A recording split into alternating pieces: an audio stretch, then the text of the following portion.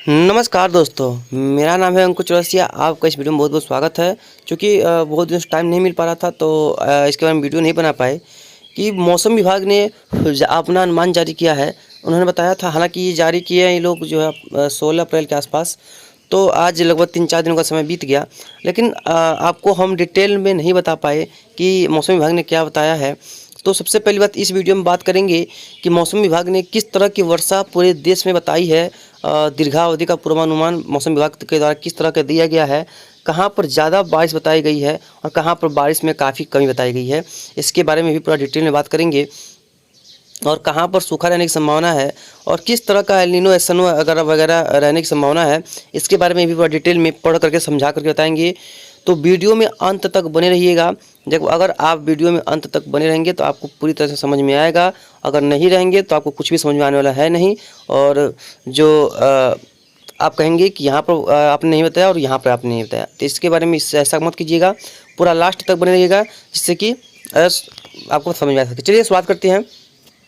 दिया है यहाँ पर कि भारत सरकार पृथ्वी विज्ञान मंत्रालय MOES भारत मौसम विज्ञान विभाग, यहाँ पर देख पाएंगे इन्होंने दिया है कि 2025 के दक्षिण पश्चिम मानसून सीजन में होने वाली वर्षा का दीर्घावधि पूर्वानुमान क्या होने की संभावना है, यानी कि किस तरह की वर्षा जो है वो देखने को मिलेगी। इन्होंने बोला है कि मुख्य बिंदु में पूरे देश में 2025 के दक्षिण पश्चिम मानसून जून से सितंबर के ऋतुनिष्ठ वर्षा सामान्य से अधिक होने की संभावना है, यानी कि इस बार मानसून सामान्य से ज़्यादा होगा, ये मौसम विभाग का कहना है। हमारा भी अपडेट आना बाकी है, हमारा मानसून पूर्वानुमान आना बाकी है।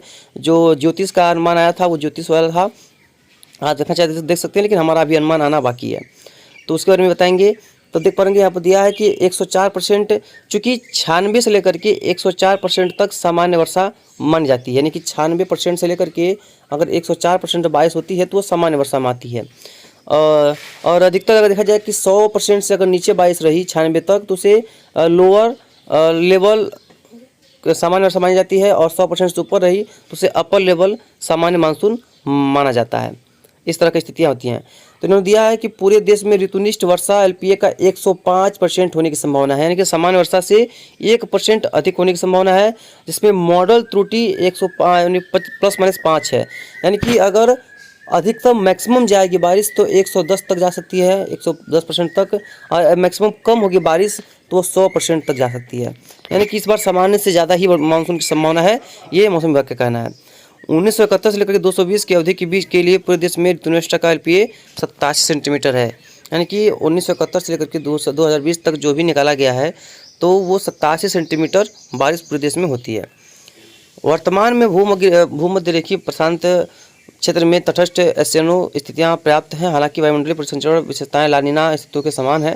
न्यूनतम MFCFS के साथ साथ अन्य जलवायु मॉडल पूर्वानुमान से देते हैं कि मानसून के ऋतु के दौरान तटस्थ एसएनओ जारी रहने की संभावना है, यानी कि उनका कहना है कि मानसून के समय में या इस समय अगर देखें तो ना ही एल नीनो रहेगा और ना ही ला नीना रहेगा, यानी कि इस बार एसएनओ यानी कि कह सकते हैं कि न्यूट्रल कंडीशन होने की संभावना है, ना ही ला नीना रहेगा ना ही एल नीनो रहेगा। एल नीनो रहता है तो बारिश को थोड़ा सा रफ्तार देता है, और ला नीना रहता है तो बारिश को रफ्तार देता है, एल नीनो रहता है तो वो पूरे मानसून को करप्ट कर देता है, यानी कि ख़राब कर देता है। तो इस बार किसी तरह की कोई भी रुकावट नहीं रहेगी। इस बार जो मानसून है पूरा अपने दम पर ही अपना परफॉर्मेंस करेगा, अपना सब कुछ देगा, और किसी का साथ नहीं मिलने वाला, क्योंकि देखिए यहाँ पर दिया है IOD भी जो है वो तटस्थ रहने की ही स्थितियाँ जारी रहने की संभावना है। मानसून के दौरान भी IOD सब तटस्थ रहेगा। यहाँ पर दिया है पिछले 3 महीनों में जनवरी से मार्च तक 2025 के उत्तरी गोलार्ध और यूरेशियन में बर्फ़ की चादर सामान्य से नीचे थी।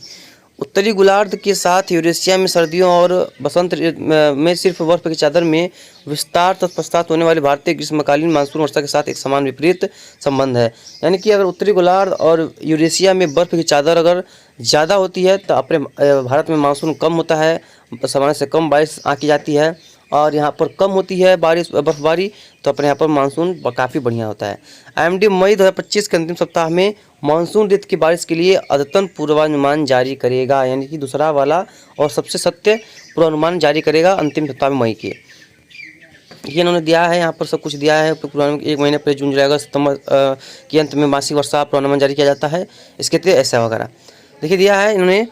देखिए ये श्रेणी है देखिए, कम, सामान्य से नीचे, सामान्य, सामान्य से अधिक और अधिक। देखिए वर्षा रेंज % 90% कम बारिश की संभावना जो है वो कम होता है। 90 से 95% सामान्य से नीचे होता है। 96 से 104% सामान्य होता है। 105 से 110% सामान्य से अधिक होता है और 110% यानी कि एक्सेस अधिक होता है। पूर्वानुमान क्या है? देखिए पूर्वानुमान है कि 90 से कम होने की संभावना केवल 2% है। 90 से 95% बारिश की संभावना केवल 9% है। 96 से 104% की संभावना 30% है। सामान्य से अधिक 33% है और अधिक भी 26% है। यानी कि देखिए ये तीनों जो है वो सबसे ज़्यादा हैं। तो यानी कि कुल मिला जुला करके कह सकते हैं कि 89% मिला करके सामान्य, सामान्य से अधिक वर्षा की संभावना है। और कि जलवायु संबंधी ये सब दिया हुआ, माना कितना संभावना कितनी ज़्यादा देखिए तो सामान्य ही दिखाई पड़ रहा है स्थितियाँ। देखिए यहाँ पर दिया हुआ है, यहाँ पर दिया है 2025 के दक्षिण पश्चिम मानसून सीजन की वर्षा के लिए एमईमी पूर्वानुमान अप्रैल की प्रारंभिक स्थितियों के आधार पर और युग्मित जलवायु मॉडल के एक समूह का उपयोग करके तैयार किया गया था, जिसमें भारतीय मानसून क्षेत्र पर उच्चतम प्रयुक्ति कौशल है। ऋतुनिष्ठ वर्षा जून से सितंबर के लिए टाइटल श्रेणियाँ सामान्य से अधिक, सामान्य और सामान्य से नीचे की स्थितियाँ हैं कि संभाव्य पूर्वानुमान स्थानीय चित्र में दिखाया गया है। स्थानीय चित्र में पता चलता है कि देश के अधिकांश हिस्सों में सामान्य से अधिक ऋतुनिष्ठ वर्षा होने की संभावना है। केवल उत्तर पश्चिम भारत, पूर्वोत्तर भारत और दक्षिण प्राय भारत के कुछ क्षेत्रों को छोड़कर जहां सामान्य से नीचे बारिश की संभावना नजर आ रही है। भूमि क्षेत्र के भीतर सफ़ेद छायांकित क्षेत्र जलवायु संबंधी प्रतिनिधित्व करती है। अब चलिए इसको ज़्यादा ना पढ़ते हुए ये देखिए, ये है भारतीय मौसम विभाग का ये मैप है। इसमें बताया गया है कि यहाँ पर देख पाएंगे ये बारिश की संभावना कहाँ पर कितनी है।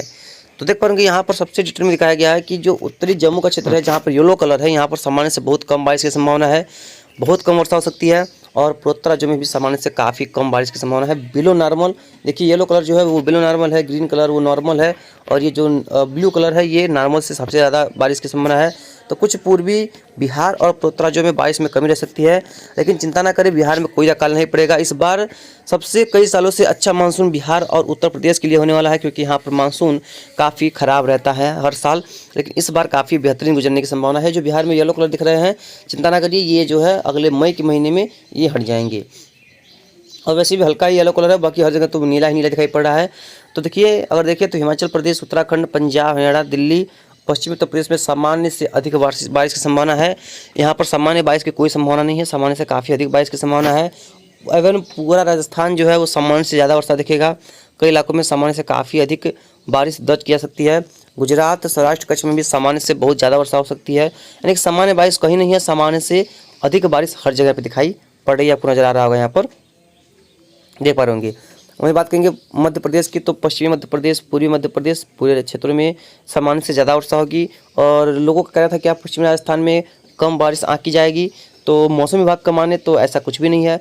पश्चिमी राजस्थान में भी कोई किसी भी प्रकार का बारिश में कमी आंकी जाने की संभावना फिलहाल नहीं है। और ये जून टू अगस्त सितंबर तक का महीने, 4 महीने का एक साथ दिया गया है। यानी कि ब्यूरो निकाल करके, हो सकता है किसी महीने में कम बारिश हो, किसी महीने में बहुत ज़्यादा वर्षा हो, वो तो महीने के हिसाब से अपना अनुमान मौसम विभाग जारी करते रहते हैं, तो उसमें बताएंगे।